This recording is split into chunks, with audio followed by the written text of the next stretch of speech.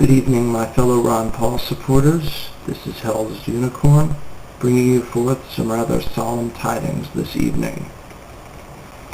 Many of you have no doubt already received and read an email that was sent out today from the Ron Paul campaign by Mr. Paul himself, stating that he has no intention to run as a third-party or independent candidate, and that he intends to see through the entire Republican primary until convention.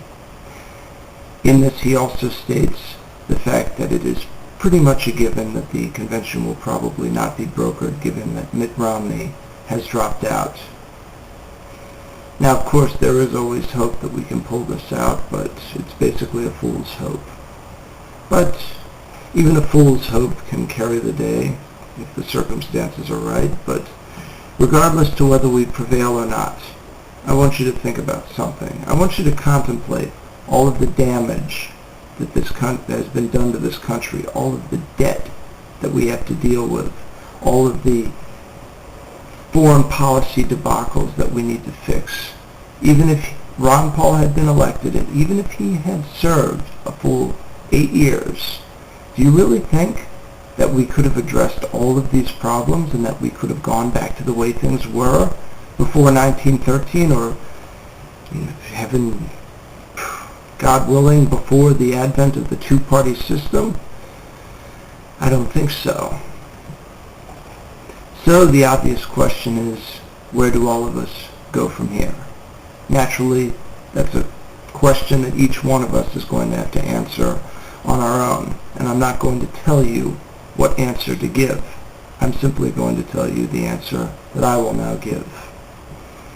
It is well known to most of you, my subscribers, that I am a former Republican who left the party and went Libertarian in the year 2001, and I have recently rejoined the Republican Party solely for the purpose of joining with and supporting Ron Paul.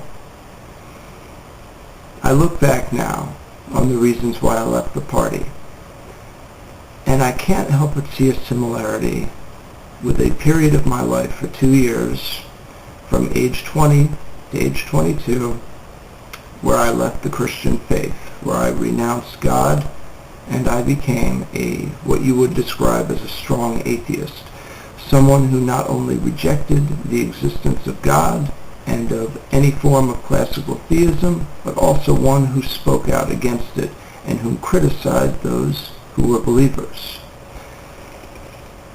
As such, my arrival back into the church is not really explainable in terms of logic.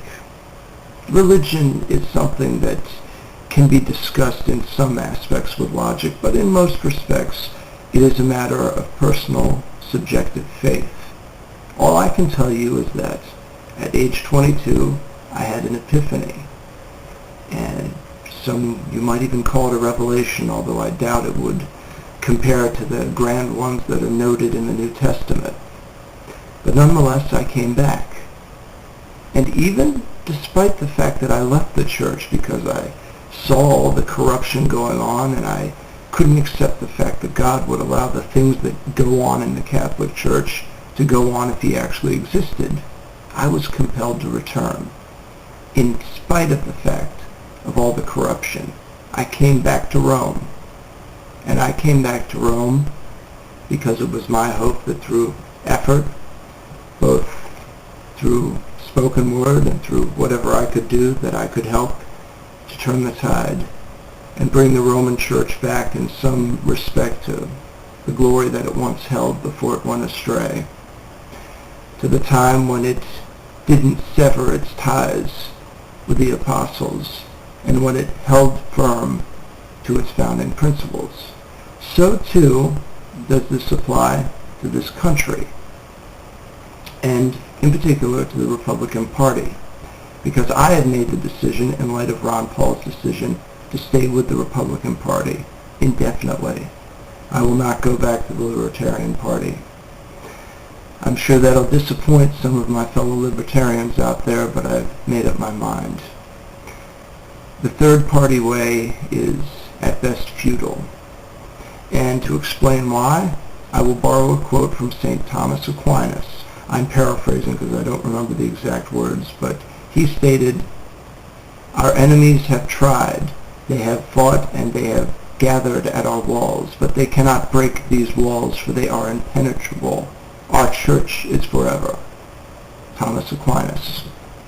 And that is true. Much like the Catholic Church, in the Republican Party, hopes of changing things from the outside are futile because of the great walls that have been erected around it. So what are we to do? We can either continue to toss rocks at the wall and hope that one day it'll erode away, or we can knock on the gate, enter, and try to change things from within. And that's what I intend to do. On this evening, I am announcing my candidacy as a Republican committee person for Bucks County, Pennsylvania.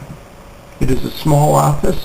It is an office that only requires 10 signatures in order to get on the ballot and hopefully be elected. But it's a start. And I will do so as a Republican. And from there on in, that is what I shall remain.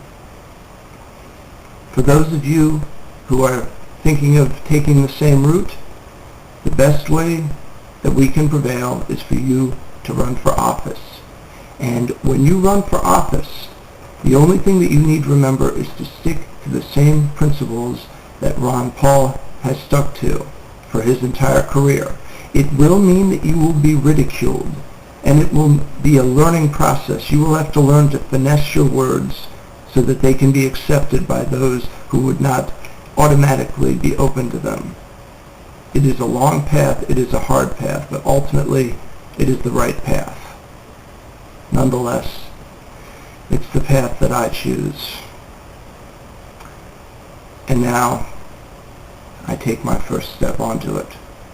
With prudence to myself and benevolence to all of you, good luck and Godspeed.